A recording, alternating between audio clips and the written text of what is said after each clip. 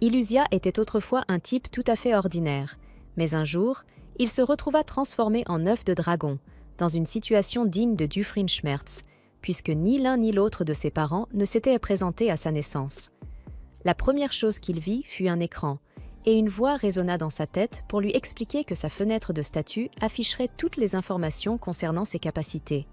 Cela semblait plutôt pratique, jusqu'à ce qu'Ilusia réalise qu'il devait surtout s'inquiéter du fait qu'une voix parlait directement dans son esprit. La voix lui expliqua qu'elle faisait partie d'une compétence appelée voix divine, et que son rôle était de lui fournir des explications sur son statut et ses aptitudes.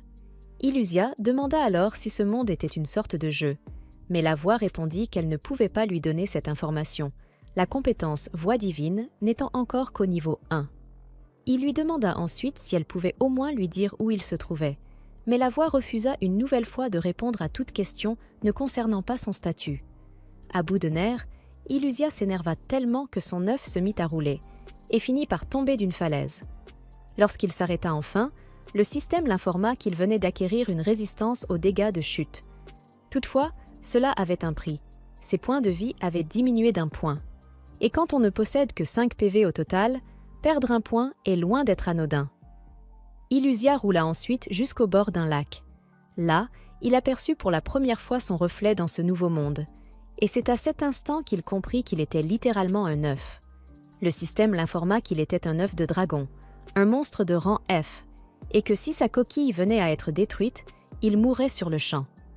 Déjà accablé par la situation, Ilusia apprit en plus que les œufs de dragon étaient totalement impuissants et dotés d'une intelligence à un seul chiffre. En résumé, rouler était à peu près la seule chose qu'ils puissent faire pour le moment. Certes, ils avaient le potentiel de devenir de redoutables dragons une fois éclos. Mais si l'on a déjà regardé Nat Geo Wild, on sait que les chances de survie sans finir en simple encas protéiné sont extrêmement faibles. Pris de panique, Ilusia se mit à trembler, ce qui le fit de nouveau rouler en bas de la colline. Il chuta d'un autre rebord et ses PV tombèrent à 3. Il décida alors de rester immobile pour le moment, conscient qu'il ne pouvait absolument pas se permettre de subir le moindre. C'est à cet instant que le sadisme typique de la noblesse entra en jeu. Privée de ses bottes, Pamela fut forcée de danser aux côtés de Neil. Et cela se répéta durant de longues 10 années, au point que beaucoup se demandaient combien de temps encore elle pourrait endurer une telle épreuve. La plupart des gens furent choqués de la revoir cette nuit-là, comme s'ils assistaient au retour de Scarlett Castile tout droit sortie de l'enfer. Après toutes ces souffrances, le jour suivant arriva, et Constance se réveilla en croyant que tout ce qu'elle avait vécu n'était qu'un simple cauchemar. Cependant, lorsqu'elle se tourna, elle se retrouva face à Scarlett elle-même. La femme était là, l'attendant, et la pauvre Connie se mit à hurler de peur. Terrifiée, elle demanda qui était réellement cette femme. La réponse vint sans détour. Elle s'appelait Scarlett Castile. À cet instant, Constance se souvint clairement avoir assisté à son exécution des années auparavant. C'est pourquoi elle déclara que tout cela n'avait aucun sens. Après tout, elle avait vu Scarlett être mise à mort de ses propres yeux 10 ans plus tôt. Scarlett lui demanda alors si le fait de la voir ici lui faisait croire qu'elle était encore en vie. Puis, elle révéla quelque chose d'inattendu, laissant Connie profondément surprise. Scarlett Castile avait été la plus grande antagoniste de son époque. Elle avait tenté d'empoisonner Cecilia, sa rivale en amour pour le prince héritier Henri. Celui-ci l'avait démasquée au Grand Méridien, et c'est là que tout avait pris fin. Ses fiançailles furent rompues, et ses actes conduisirent finalement à sa condamnation et à sa sentence de mort. Scarlett ne révéla pas tout immédiatement, mais elle fit clairement comprendre qu'elle voulait savoir la raison de sa présence ici. Après tout, elle n'avait pas encore reçu son paiement, puisqu'elle n'avait évidemment pas aidé une étrangère sans rien attendre en retour. Constance se souvint alors avoir entendu cette voix au moment où elle était à genoux, suppliant qu'on lui vienne en aide. Scarlett expliqua que le paiement serait simple. Constance devrait consacrer le reste de ses jours à l'aider à assouvir sa vengeance. Et c'est ainsi que cette partie de l'histoire, à la tombée de la nuit, les points de vie d'Ilusia se sont enfin régénérés. Il est donc en sécurité pour recommencer à bouger. Il se met à rouler lentement sur le sol, et en le faisant, il réfléchit à ce que va être sa vie en tant qu'œuf. Être un œuf peut sembler nul, mais tôt ou tard, il va éclore en dragon et devenir extrêmement puissant. Il décide donc de faire de cet objectif sa mission. Cependant, Alors qu'il roule à travers la forêt, il tombe sur une autre créature. Il s'approche un peu pour mieux observer et découvre que cette chose s'appelle un ver sombre. Et selon son écran de statut, il porte le titre de mange-œuf. Oui, ça ne sent pas bon du tout. Illusia commence immédiatement à rouler à toute vitesse pour sauver sa peau, mais vu la vitesse à laquelle le ver le poursuit, fuir simplement ne suffira pas à le sortir de ce pétrin. Le ver a actuellement 8 points de vie, ce qui dépasse les points de vie maximum d'Illusia. S'il essayait de lui foncer dessus, il mourrait avant même de le toucher. Soudain, il se rappelle qu'il a reçu plus tôt dans la journée une résistance aux dégâts de chute et décide d'en tirer parti. Il attire le ver vers une falaise proche, puis le trompe pour qu'il saute avec lui. Au moment où ils touchent tous les deux le sol, Illusia est toujours intacte grâce à sa résistance aux chutes et au fait qu'il a atterri sur le corps du ver. Le système l'informe alors qu'il a gagné 12 points d'expérience pour avoir réussi à tuer le ver. En conséquence, il monte de niveau et remplit les conditions pour évoluer. Le système lui montre alors l'arbre d'évolution et lui demande quel chemin il souhaite emprunter. L'arbre du bébé dragon ou l'arbre du petit dragon. Illusia n'a absolument aucune idée de la différence entre les deux, alors le système commence à lui expliquer. Les petits dragons sont une espèce naine de dragons.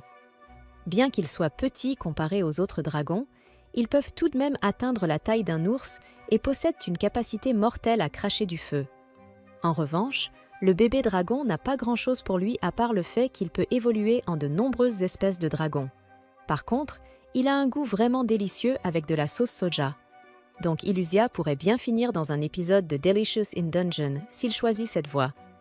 Illusia n'a clairement aucune envie de finir en repas. Le petit dragon semble donc être l'option la plus sûre. Mais juste au moment où il s'apprête à faire son choix, une voix lui parvient, lui disant qu'il doit devenir plus fort et viser le sommet. Ses champignons étaient truffés de poison, et il avait à peine survécu, mais cela lui avait tout de même permis d'acquérir une compétence de résistance au poison. Donc, ce n'était pas complètement perdu. Illusia ne veut toujours pas manger les vers, alors il décide de s'aventurer dans la forêt à la recherche de nouvelles proies. Quelques minutes après le début de sa recherche, il aperçoit un loup gris. Le loup est plus grand que lui, mais les statistiques d'Illusia sont supérieures, alors il décide de l'attaquer et commence à courir aux côtés du loup. Il le frappe avec un point de feu, le tuant sur le coup. En inspectant le cadavre, il se rend compte qu'il peut utiliser ses flammes pour cuire la viande. Quelques minutes plus tard, Illusia tient un morceau de viande de loup parfaitement cuit, et c'est la meilleure chose qu'il ait goûtée depuis son arrivée dans ce monde. Il veut en obtenir davantage, alors il décide de chasser exclusivement des loups pour pouvoir manger leur viande une fois sa journée terminée. Grâce à tous ses efforts, en soirée, Illusia atteint le niveau 20, et sa prochaine évolution aura lieu une fois qu'il atteindra le niveau 25. Cependant, le rythme auquel il monte en niveau ralentit à mesure qu'il devient plus fort, donc les choses ne seront pas aussi faciles à l'avenir. Côté positif, comme il a utilisé son souffle de bébé dragon si souvent, il est maintenant assez doué pour griller la viande, et sa situation alimentaire est résolue. Pourtant, il souhaiterait avoir quelqu'un à qui parler en dehors du système, puisque celui-ci ne répond jamais à ses questions importantes. Juste à ce moment-là, Illusia entend des voix venant de la forêt à proximité. Il ne comprend peut-être pas ce qui est dit, mais cela signifie qu'il y a d'autres personnes ici, alors il décide d'aller vérifier. Les voix provenaient d'un groupe d'humains, et Illusia voulait aller leur parler, mais ce serait difficile en tant que dragon. Pris individuellement, aucun des humains n'est aussi fort qu'Illusia, mais ils ont l'avantage du nombre, donc se montrer pourrait être risqué. Cependant, il ne veut pas rester seul pour toujours, alors il décide de sortir malgré tout. Malheureusement, il a oublié un détail. La viande de bébé dragon est délicieuse avec de la sauce soja. Dès que les aventuriers le voient, ils l'attaquent immédiatement pour un repas facile. Il essaie de leur dire qu'il ne veut pas se battre, mais ils ne parlent pas leur langue. Alors l'un des humains lui entaille la poitrine avec son épée, et l'autre utilise un sort de foudre pour le paralyser. Illusia comprend immédiatement que c'était une énorme erreur, alors il tente de fuir, mais la foudre a déjà rendu ses jambes inertes, et il ne peut rien faire. Les aventuriers commencent à s'approcher pour l'achever, mais à la dernière seconde, la fille qui est avec eux intervient pour les arrêter, car elle se sent mal pour Illusia. La fois suivante qu'Illusia ouvre les yeux, il la voit en train de soigner ses blessures, et il est sincèrement reconnaissant qu'elle ait choisi de le défendre. Les deux autres ne comprennent pas pourquoi elle se soucie autant d'un dragon au hasard qui aurait pu être leur repas de la nuit, mais s'ils veulent qu'elle le garde en vie, ils ne vont pas l'arrêter. Ilusia jette un coup d'œil à son écran de statut et découvre que la jeune fille s'appelle Myria et qu'elle est une humaine de type Terre. Elle utilise également les dernières ressources de son MP pour le soigner, et Ilusia a déjà récupéré l'usage de ses jambes, mais il sait que Myria va probablement partir une fois qu'elle se rendra compte qu'il est guéri. Alors, il fait semblant d'être encore blessé un peu plus longtemps. Ilusia ne comprend toujours pas les mots que Myria prononce, mais en l'écoutant, il obtient une compétence appelée langue grecque, et s'il l'améliore, il pourra mieux comprendre ce qu'elle dit. Soudain, Ilusia entend des cris stridents venant de plus loin dans la forêt, et il comprend que ce doivent être les autres aventuriers qui étaient avec Myria. Pour qu'ils aient crié ainsi, il doit y avoir un monstre ridiculement puissant à proximité, et dans ce cas, aucune chance qu'ils survivent à une rencontre avec lui. Ilusia veut aller voir ses amis, mais il essaie de retenir Myria par son manteau, car c'est trop dangereux, surtout qu'elle n'a plus de MP. Cependant, elle ne comprend pas son avertissement et s'enfuit malgré tout. Ilusia ne sait pas quel genre de monstre se trouve là-bas, mais il est certain qu'aucun des humains ne peut le vaincre, donc il doit aller les sauver. Ses jambes sont encore un peu engourdies, ce qui rend le déplacement difficile. Lorsqu'il arrive enfin sur le lieu des cris, il est choqué de découvrir un énorme dragon de roche de rang mer, avec plus de 200 HP, soit bien plus que les 30 chevaux vapeur d'Ilusia. Normalement, il aurait fait demi-tour et fui le plus vite possible, car il ne veut pas affronter cette créature. Mais lorsqu'il voit Myria s'effondrer au sol, il ne veut pas la laisser derrière lui. Il n'a donc pas d'autre choix que de tenir sa position. À un cheveu près, le bébé échappe à la mort en bondissant, et, après s'être caché dans les buissons, il repense à sa propre stupidité d'avoir cru qu'il pourrait gagner en collaborant avec des humains. Au passage, il se demande aussi en quoi cet homme est censé être un nain, car la chose est gigantesque. C'est alors qu'il aperçoit Myria étendue au sol et comprend que, bien qu'elle soit encore en vie, l'ennemi est en train de la prendre pour cible. Déterminé à l'empêcher d'être définitivement tué, le bébé se met à courir vers elle, mais il est interrompu à mi-chemin par des pensées intrusives qui lui ordonnent de fuir. Soudain, la voix divine s'empare de son corps, le forçant à admettre qu'il n'a absolument pas les compétences nécessaires pour vaincre une créature de cette taille. Pourtant, il refuse d'abandonner quelqu'un qui lui a sauvé la vie peu de temps auparavant. Ainsi, le bébé avance vers l'adversaire et, lorsqu'il est attaqué par la queue de la créature, il roule pour esquiver, gagnant ainsi le titre de roi de l'évasion, et parvient même à frapper la tête de l'ennemi en utilisant ce même mouvement. Lorsqu'il retombe au sol, il remarque que le mage du groupe a rendu l'âme, mais que le guerrier est toujours en vie, ce qui signifie qu'il peut encore sauver quelqu'un. Le bébé continue d'utiliser sa technique de roulade pour faire face à l'ennemi, ayant acquis une grande maîtrise de cette compétence après avoir passé du temps sous forme d'œuf. Bien entendu, son objectif n'est pas de vaincre ce monstre, mais de l'attirer ailleurs afin de pouvoir revenir ensuite secourir les survivants. Malgré tout, le dragon de pierre frappe violemment le sol, soulevant une énorme quantité de terre qui percute directement le bébé, lequel est choqué de constater que la créature possède même une attaque de zone. Comprenant que l'esquive seule n'est pas très efficace, le bébé saute alors vers l'ennemi et lance un coup de poing enflammé. Cependant, la créature se régénère, rendant encore plus évident le fait qu'elle est impossible à vaincre. Malgré cela, le petit y voit une occasion. Il attrape Myria, la charge sur son épaule et s'enfuit. À cet instant, son regard se pose sur l'homme encore en vie, mais il sait qu'il n'a pas le temps de sauver les deux. Au moins, il pouvait sauver la jeune fille. Tout en portant Myria vers un endroit sûr, le dragon réalise qu'elle perd des points de vie à cause de l'hémorragie. Dans un élan désespéré, il tente de lancer un sort de soin, avant de comprendre qu'il doit agir concrètement au lieu de s'en remettre à une illusion née dans son esprit. Il utilise alors son odorat extrêmement développé pour déterminer la direction d'où venait Myria, espérant y trouver un lieu sûr. Après avoir identifié l'odeur humaine, il s'élance de toutes ses forces dans cette direction, mais doit bientôt s'arrêter net lorsqu'une meute de loups gris l'attaque. En persistant dans la poursuite, ceux-ci parviennent à encercler le dragon. N'ayant aucune voie de fuite, le monstre se défend. Quelques minutes plus tard, Myria ouvre lentement les yeux et aperçoit le bébé dragon faisant face à plusieurs loups à la fois, se battant courageusement contre eux pour protéger l'humaine. Mais elle referme rapidement les yeux et perd connaissance de nouveau. Ce n'est qu'après un combat remporté au prix d'efforts considérables, déjà tombé la nuit, que tout s'achève. Le bébé dragon reprend sa fuite, Miria toujours sur l'épaule, mais il commence à atteindre ses limites physiques. Par chance, au moment où il est sur le point de s'effondrer, il découvre un village humain et appelle désespérément à l'aide. Malheureusement, les humains ne comprennent pas ce qu'il essaie de dire. Ils n'entendent que les rugissements effrayants de la créature qu'il est réellement. Les hommes accourent alors à l'extérieur, armés d'outils de travail pour se défendre. L'un d'eux va même jusqu'à planter une lance dans la cuisse du dragon, et la pauvre créature ne peut rien faire d'autre que maintenir Miria sur son épaule et supplier qu'on l'aide. Heureusement, l'un des hommes reconnaît que la personne portée par la créature est Miria, ce qui apaise les autres. Après avoir insisté à maintes reprises et compris qu'il n'obtiendrait rien en parlant, le dragon dépose la jeune femme au sol et s'enfuit. Les hommes se précipitent aussitôt pour examiner Miria et, constatant la gravité de son état, appellent Mariel. Pendant ce temps, seul dans la forêt, le bébé dragon ressent au moins un certain soulagement. La jeune fille est en sécurité. Il ne peut cependant pas en dire autant de sa cuisse, car la blessure laissée par la lance est terrible. À cet instant, il comprend que, quoi qu'un dragon fasse, il restera toujours un dragon. En guise de maigre consolation, la voix divine lui accorde le titre de petit héros. Au lever du soleil, dans le village où elle a été emmenée, Miria se réveille après un long repos et découvre Mariel à son chevet.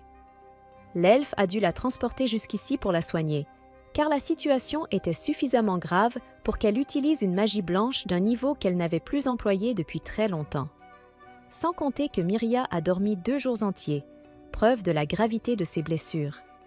Alors que Miria tente de comprendre qui l'a amenée au village, Mariel grogne, rappelant que, comme elle l'a toujours dit, l'humaine n'aurait jamais dû se laisser influencer par Daz de cette manière. À ce propos, Miria demande si ses compagnons vont bien, et son ami lui répond que Grants est mort. Son corps a été retrouvé dans la forêt et, d'après ce qui a été rapporté, quelque chose de très lourd lui est tombé dessus. Mariel ajoute qu'elle n'aurait jamais imaginé que Daz tenterait à nouveau d'affronter un dragon de pierre, ce qui, avec le recul, était d'une stupidité monumentale. Quoi qu'il en soit, les hommes n'ont pas retrouvé son corps, mais au vu de la situation, il a probablement été dévoré. Pensant être la seule survivante, Miria ne peut retenir ses larmes et se reproche de ne pas avoir réussi à convaincre Daz de faire demi-tour avant que tout cela n'arrive. De son côté, malgré tout, Mariel se dit soulagée que la jeune fille ait survécu, surtout parce qu'elle sait parfaitement que Daz n'a jamais été du genre à écouter les autres. Malgré cela, Miria ne pense pas que ce soit une mauvaise personne. S'il y a bien une chose qu'elle admire chez cet homme, c'est qu'il est toujours le premier à faire face aux monstres qui s'approchent du village, et c'est d'ailleurs l'une des raisons pour lesquelles il avait une si grande influence sur les enfants. Cependant, quelque chose était différent le jour où ils sont allés dans la forêt. Miria avait vu Daz se disputer avec un homme à la taverne, simplement parce que celui-ci affirmait que Daz n'était pas capable de vaincre un dragon de pierre, puisqu'il avait pris la fuite face à l'un d'eux autrefois. Agacé, l'aventurier répliqua que cela remontait à 10 ans et qu'aujourd'hui, il était parfaitement capable d'abattre ce monstre. Obsédé par cette idée, l'homme partit à la recherche de Grants et de Miria afin de se joindre à lui pour une... Selon lui, Mariel avait autorisé cette expédition, bien que Miria lui ait rappelé que l'elfe avait pourtant été très clair. Elle ne devait pas accompagner cet homme s'il tentait d'affronter le dragon de pierre. Cependant, Daz utilisa le chantage émotionnel, affirmant que lui et Grants partiraient de toute façon traquer le monstre et que, si elle ne les accompagnait pas, il risquait fort d'y laisser la vie. Inquiète pour ses amis, Miria accepta de les suivre, à condition que Daz promette de battre en retraite si la situation devenait trop dangereuse. Regrettant ce qui s'est produit, Mariel affirme que Daz est mort à cause de son ego démesuré. En revanche, elle se réjouit du fait que Miria ait réussi à atteindre le village malgré la gravité de ses blessures. Puisqu'elle en parle, Miria demande si quelqu'un l'a ramenée, et l'elfe se contente de répondre qu'elle a été attaquée par un monstre à l'extérieur du village. Troublée, Miria ne se souvient que d'avoir perdu connaissance lors de l'attaque du dragon de pierre et de ne s'être réveillée que maintenant. Il lui paraît donc impossible d'être revenue seule. Mais Mariel insiste, c'est la seule explication, puisqu'aucun villageois n'est allé dans la forêt cette nuit-là, à l'exception du trio de l'expédition. En réalité, d'après ce que sait l'elfe, Myria a été retrouvée inconsciente à l'entrée du village et s'apprêtait à être attaquée par un monstre. Mais Grégory a réussi à faire fuir la créature. Face à ces éléments, Marielle en conclut que son amie a perdu la mémoire à la suite du traumatisme intense qu'elle a subi. Cherchant désespérément à se souvenir, une brève image du bébé dragon combattant des loups surgit dans l'esprit de l'humaine. Elle demande alors à quoi ressemblait le monstre qui l'a attaqué. Mais l'elfe n'en a aucune idée, car la créature avait déjà disparu lorsqu'elle est arrivée sur les lieux. Pendant ce temps, le petit héros se réveille et se rend compte, à sa grande surprise, qu'il a entièrement récupéré, ce à quoi il ne s'attendait pas vu la gravité de sa blessure. Au final, cela semble être l'un des avantages d'être un dragon, puisqu'un humain n'aurait jamais bénéficié d'une telle capacité de régénération. Inquiet pour Myria, le dragon se demande comment elle va. Bien qu'il ait sauvé la jeune fille, le bébé sait qu'il aurait très bien pu être tué par cette créature gigantesque, car, même s'il est devenu plus fort après son évolution, il ne pouvait toujours pas rivaliser avec elle. Si seulement il avait été plus puissant, tout aurait pu être différent. Ainsi, le jeune dragon est envahi par un désir ardent de devenir plus fort. Porté par sa détermination, le bébé dragon utilise une stratégie particulièrement ingénieuse pour attirer plusieurs vers de l'ombre au même endroit afin de farmer de l'expérience. Dans ce cas précis, il suspend l'un des vers à un arbre, forçant ainsi la créature à utiliser sa compétence, appelle des alliés, ce qui lui permet de contrôler exactement l'endroit où les renforts apparaîtront, ce que l'on pourrait appeler le piège parfait. Grâce à cette idée, le bébé dragon est récompensé par la voix divine avec le titre « Voix du mal », un titre qu'il n'apprécie honnêtement pas beaucoup. Quoi qu'il en soit, le petit ne peut pas se permettre de gaspiller l'occasion qu'il a créée et fonce droit sur les monstres. Malgré son admiration pour leur loyauté, eux qui sont venus aider un camarade, le bébé dragon les fait tous rôtir et atteint le niveau 25, remplissant ainsi les conditions requises pour sa prochaine évolution. Excité, il se voit alors présenter ses options possibles. Mini-dragon ange, dragon enfant de marbre, jeune dragon de la peste, confus. La première chose que remarque le bébé, c'est que la dernière option semble particulièrement sinistre. De nombreuses questions lui viennent alors à l'esprit. Quelle est donc la différence entre mini et enfant, ou encore entre bébé dragon et petit dragon? Heureusement, la voix divine apparaît pour lui expliquer qu'être un petit dragon ne signifie pas être petit physiquement, mais plutôt ne plus grandir au-delà de sa taille actuelle. Les petits dragons montent rapidement de niveau, mais restent inférieurs aux bébés dragons en termes de capacité et de potentiel de développement. En résumé, le petit dragon représente la voie courte. Il commence fort, mais pas excessivement. À l'inverse, le bébé dragon suit une voie plus longue. Il débute plus faible, mais peut devenir bien plus puissant avec le temps. La voix divine ajoute ensuite que le type enfant est une version améliorée du bébé. Le type mini, quant à lui, ne possède pas beaucoup d'options d'évolution, mais celles qu'il propose sont garanties comme étant de bonne qualité. Enfin, le dragon demande ce que signifie le type jeune, mais la voix divine reste simplement silencieuse, le laissant se creuser la tête sur le choix à faire. Le bébé dragon demande alors une brève explication de chacune des 5 options. La voix divine, le mini-dragon est de petite taille, tout comme le petit dragon, mais sa croissance est lente et ses voies d'évolution sont peu nombreuses. En contrepartie, s'il démontre un certain potentiel, il peut continuer à évoluer par la suite. Le bébé trouve cette option déplorable à cause de sa progression lente et de ses perspectives limitées, et l'écarte donc immédiatement. Quant au mini-dragon ange, aussi appelé esprit assistant, ce dragon consacre son existence à aider les autres. Bien qu'il maîtrise efficacement la magie blanche, il se révèle peu performant en combat. En évaluant cette option, le bébé n'aime pas l'idée d'être faible sur le champ de bataille, mais il se souvient à quel point il désirait une magie de soin semblable à celle de Myria. Vient ensuite le dragon enfant, l'évolution naturelle du bébé dragon, qui renforce progressivement ses capacités physiques en grandissant, un point qui attire énormément le bébé puisqu'il s'agit de la voie recommandée pour sa classe actuelle. Puis vient le dragon enfant de marbre. Ces dragons ont subi une mutation et présentent un motif en forme de goutte sur leur peau. Ils possèdent une puissance magique supérieure à celle de la majorité des autres dragons.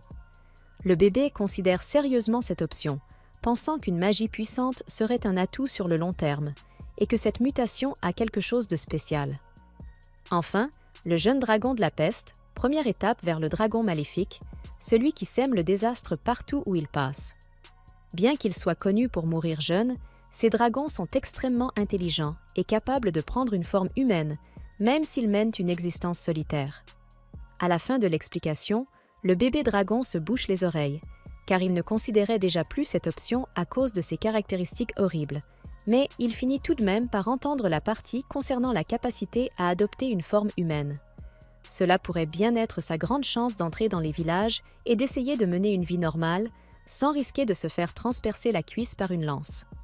À partir de là, il pèse soigneusement le pour et le contre et se retrouve face à un cruel dilemme, car, comme tout le monde le sait, si cette classe porte le nom de « peste », ce n'est certainement pas sans raison, comme l'a affirmé la voix divine. D'un côté, le lézard savait que cela ressemblait à une idée absolument terrible. Mais d'un autre côté, il s'inquiétait énormément pour Myria, et il désirait plus que tout obtenir la capacité de se transformer en humain. Ainsi, il pourrait vivre une vie pure et honnête aux côtés de ses amis, et si tout tournait mal, il lui suffirait de revenir à sa forme normale. Avec cela en tête, le bébé dragon prit sa décision. Une bonne fois pour toutes, il deviendrait un jeune dragon de la peste. Après sa transformation, en voyant son reflet dans l'eau, le pauvre être commença aussitôt à regretter son choix, car il avait réellement l'apparence d'une créature maléfique. Il apprit alors, par la voix divine, que sa capacité de vérification de statut avait gagné un niveau, ce qui lui permettait désormais d'analyser en détail chacune de ses techniques. De plus, la voix divine elle-même avait atteint le niveau 2, et le jeune dragon de la peste avait acquis les compétences vol et poussière d'écailles de dragon.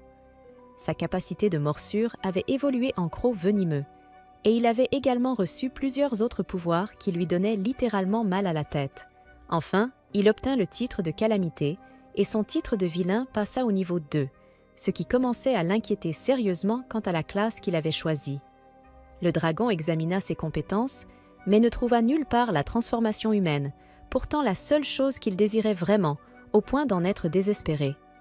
Il exigea des explications de la voix divine, mais celle-ci lui répondit qu'elle n'était pas en mesure de fournir ce type d'informations à son niveau actuel. Après s'être allongé un moment pour réfléchir à tout cela, le jeune dragon de la peste rassembla ses pensées et tenta de se concentrer sur d'autres questions importantes, comme l'identité même de la voix divine. Une fois encore, la réponse fut la même. Aucune information ne pouvait lui être donnée à ce sujet. Il tourna alors son attention vers la poussière d'écailles de dragon. La voix divine expliqua qu'en battant des ailes, le dragon pouvait répandre un miasme affaiblissant qui affectait tout ce qui l'entourait. Au niveau maximal, il serait capable d'empoisonner des nations entières simplement en survolant leur territoire. En entendant cela, le jeune dragon battit des ailes, ce qui tua instantanément une fleur, lui faisant réaliser qu'il était, en réalité, une arme biologique vivante. Ensuite, il demanda une explication concernant son souffle pestilentiel, qui consistait à projeter une haleine infectée directement au visage de l'ennemi. En plus d'infliger de lourds affaiblissements, cette attaque était extrêmement contagieuse, au point d'avoir autrefois éradiqué une civilisation entière. De plus en plus inquiet, le dragon commença à se demander s'il n'était pas, en fin de compte, le véritable antagoniste. Le garçon réincarné demande si les titres qu'il a reçus représentent au moins autre chose que le mal. La voix explique le premier. Mini-héros, accordé à ceux qui ont montré un courage modeste et dont la gentillesse pourrait, un jour, les conduire à un statut héroïque plus avancé. Ce titre confère une légère augmentation des dégâts de certaines armes, et il a également un impact profond sur le chemin évolutif du dragon, qui se dit qu'il pourrait échapper à la voie du mal s'il continue à faire progresser ce titre. Le jeune dragon de la peste interroge ensuite la voix divine au sujet du titre de vilain. La voix explique qu'il est destiné aux antagonistes diaboliques qui laissent derrière eux des montagnes de cadavres, riant méchamment en comptant le nombre de vies qu'ils ont prises. Ce titre accorde un petit bonus au pouvoir de type sombre, rend l'apprentissage de la magie blanche plus difficile avec le temps et réduit le taux de régénération, influençant fortement le chemin évolutif du dragon. Terrifié une fois de plus, le jeune dragon de la peste se débat au sol, certain d'avoir fait le pire choix possible. Pendant ce temps, Myria et Marielle vérifient les pierres de protection disséminées dans tout le village, puisqu'elles créent une barrière autour du territoire et doivent fonctionner parfaitement.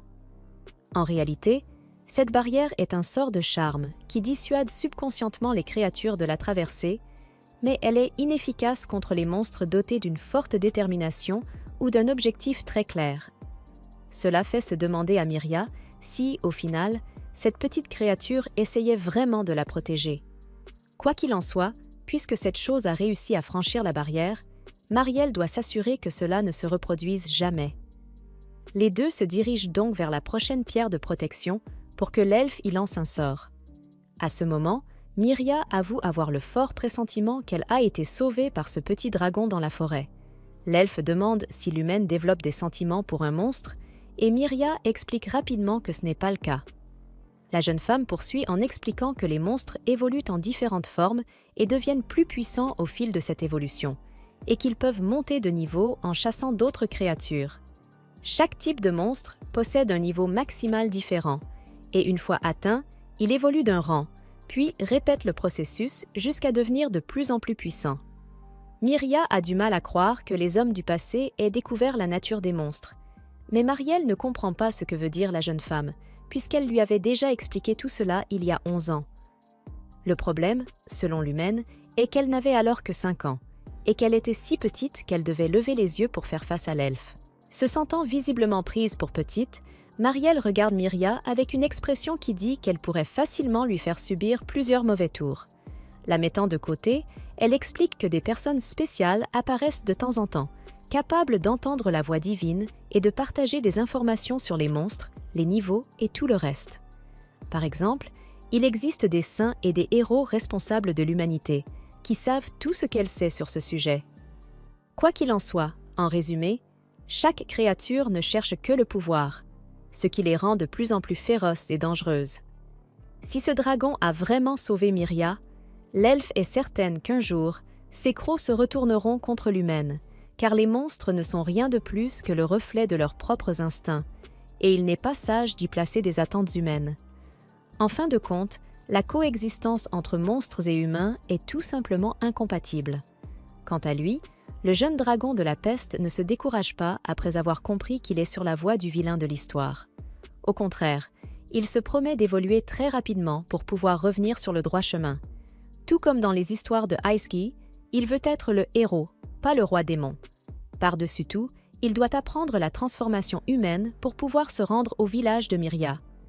Finalement, le dragon commence son périple à la recherche d'XP pour monter de niveau et sortir de cette situation le plus vite possible.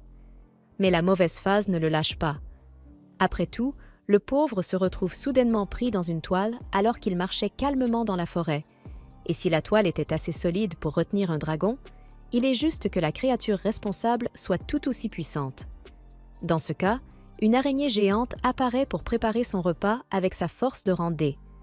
En plus d'être piégé, le dragon suppose qu'il n'est pas capable de vaincre un ennemi possédant une telle puissance, mais lorsqu'il reçoit une nouvelle rafale de toile, il doit agir rapidement.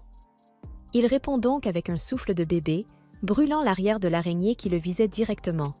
Cependant, la toile qui l'entoure commence elle aussi à prendre feu, le forçant à rouler au sol pour l'éteindre, ce qui lui confère au moins la compétence de résistance au feu.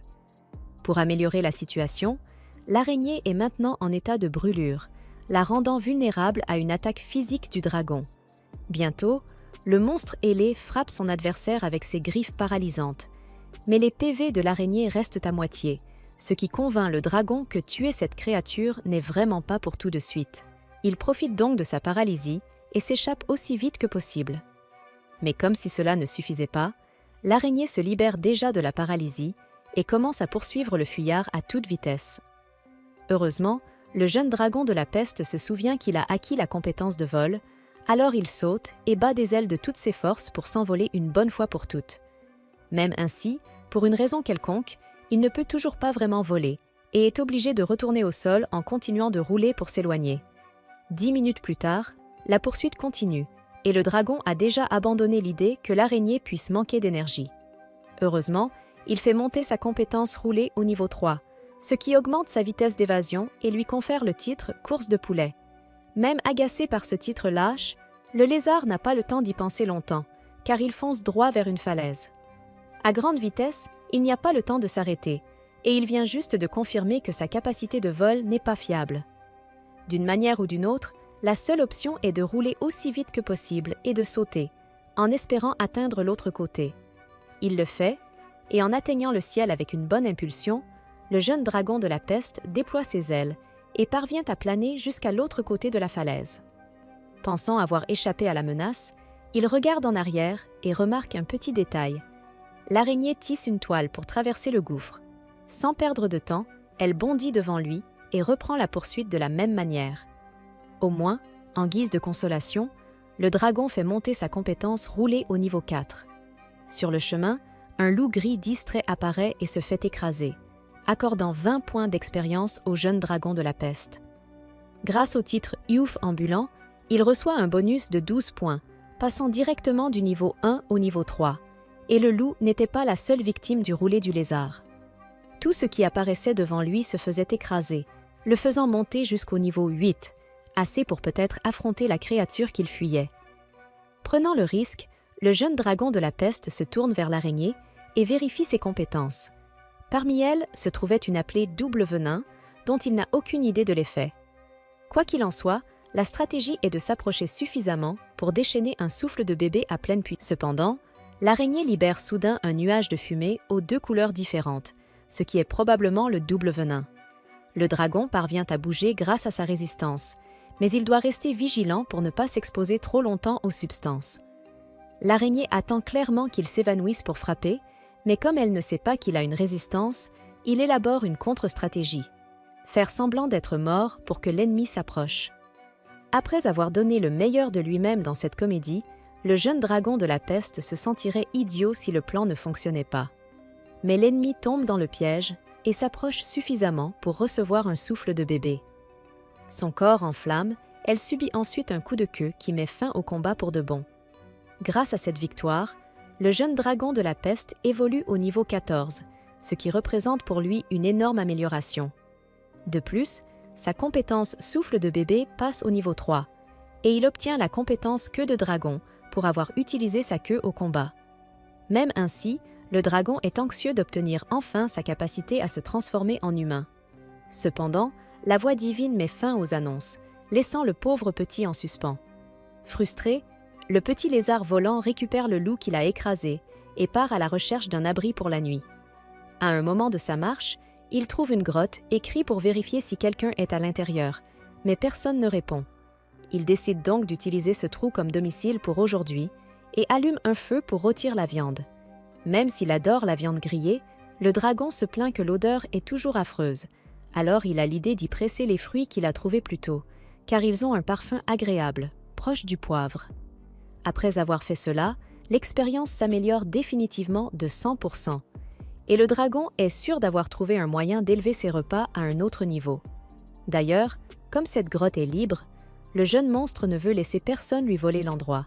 Il décide donc de l'utiliser comme base pendant qu'il cherche d'autres fruits rouges. En revanche, la grotte est trop humide et collante pour conserver les fruits. Il vaudrait mieux les faire sécher à l'extérieur. Rien qu'en pensant à cela, le dragon reçoit le titre de maître chef, ce qui lui donne l'impression d'être sur Big Brother, tellement sa vie privée est observée à chaque pas. Enfin, après avoir rempli son ventre de viande, le mini-héros se dit qu'il serait incroyable de devenir populaire dans ce village grâce à sa cuisine, mais il se rappelle rapidement que ses griffes acérées ne sont pas exactement ce qu'un humain aimerait voir. Avant toute chose, il ne peut pas se mêler à ces gens en étant un dragon.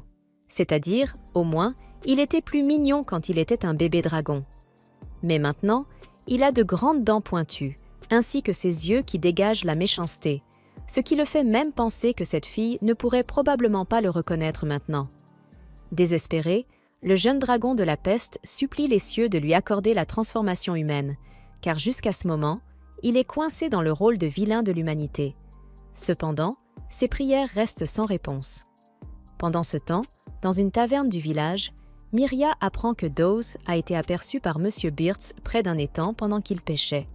Soudainement, à un certain moment de la pêche, Dawes est simplement passé devant lui, marmonnant quelque chose, puis est allé se cacher dans les buissons. En entendant cette histoire, les amis de M. Burtz pensent qu'il invente tout.